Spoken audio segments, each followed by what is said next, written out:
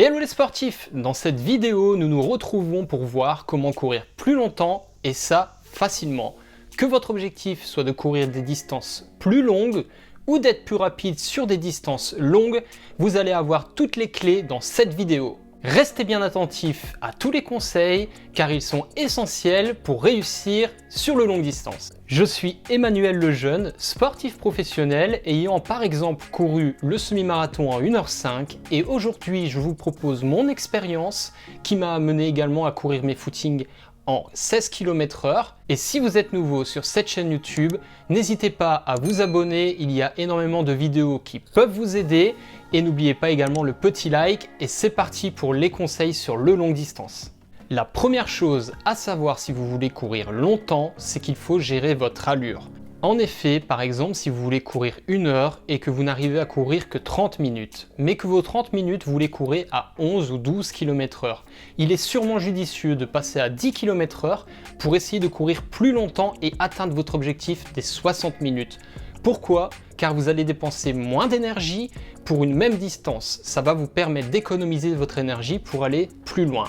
Bien évidemment, plus tard, quand vous aurez atteint l'objectif des 60 minutes, vous pourrez progressivement aller plus vite sur le 60 minutes. Vous connaissez l'expression « qui va doucement, va longtemps ». Privilégiez les séances d'endurance. Pourquoi ? Car vous allez pouvoir augmenter le nombre de kilomètres courus et ainsi le volume par semaine ou par mois, bref, votre volume couru. En parlant des kilomètres courus, il faut faire ça de manière progressive pour éviter les blessures et que votre corps puisse s'adapter à cette évolution. Essayez donc d'augmenter votre volume de quelques kilomètres par semaine afin d'éviter les traumatismes à votre corps. Le renforcement musculaire est également une clé importante qui vous permettra d'être efficace sur du longue distance. Je vous propose donc de retrouver sur ma chaîne YouTube des exercices de renforcement musculaire spécifiques pour les coureurs à pied. N'oubliez pas également le gainage qui est un atout majeur dans la course à pied.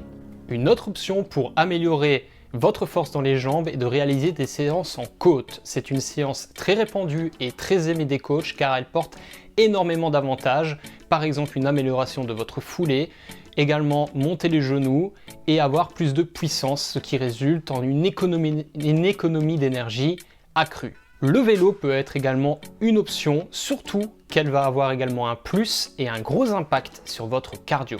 Un choix judicieux dans votre préparation est d'augmenter la fréquence des entraînements plutôt que d'augmenter le volume de chaque entraînement.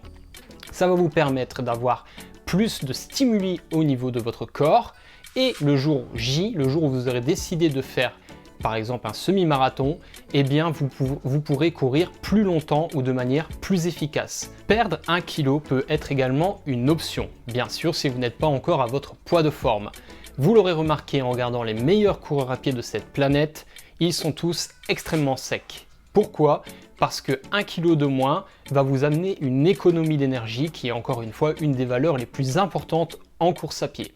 Donc pour courir plus longtemps, perdre du poids vous permettra d'utiliser moins d'énergie, donc de courir plus longtemps. Faire d'autres sports en complément est également une astuce qui est très intéressante pour la course à pied. Pensez au fitness, pensez au vélo, pensez à la natation ou même un sport de combat. Bref, tous les sports qui sont un peu cardio ou qui vont améliorer votre physique seront un atout en course à pied également. Améliorer votre technique en course à pied est également très importante. Vous le savez, je vous le rappelle souvent, j'ai même fait des vidéos avec des exercices spécifiques comme le tape-fesses, les montées de genoux, les foulées bondissantes, tous des exercices qui vont vous permettre d'améliorer votre technique en course à pied. Fixez-vous des objectifs. Ça va vous permettre de rester motivé et d'avoir une ligne conductrice dans votre préparation. Pour le longue distance, c'est crucial. Par exemple, le marathon de Paris ou courir 10 km avec un ami. Petite astuce supplémentaire, pensez à avoir une paire de chaussures pour courir longtemps. Certains modèles de chaussures sont plus adaptés pour le longue distance et d'autres pour des compétitions ou des distances plus courtes.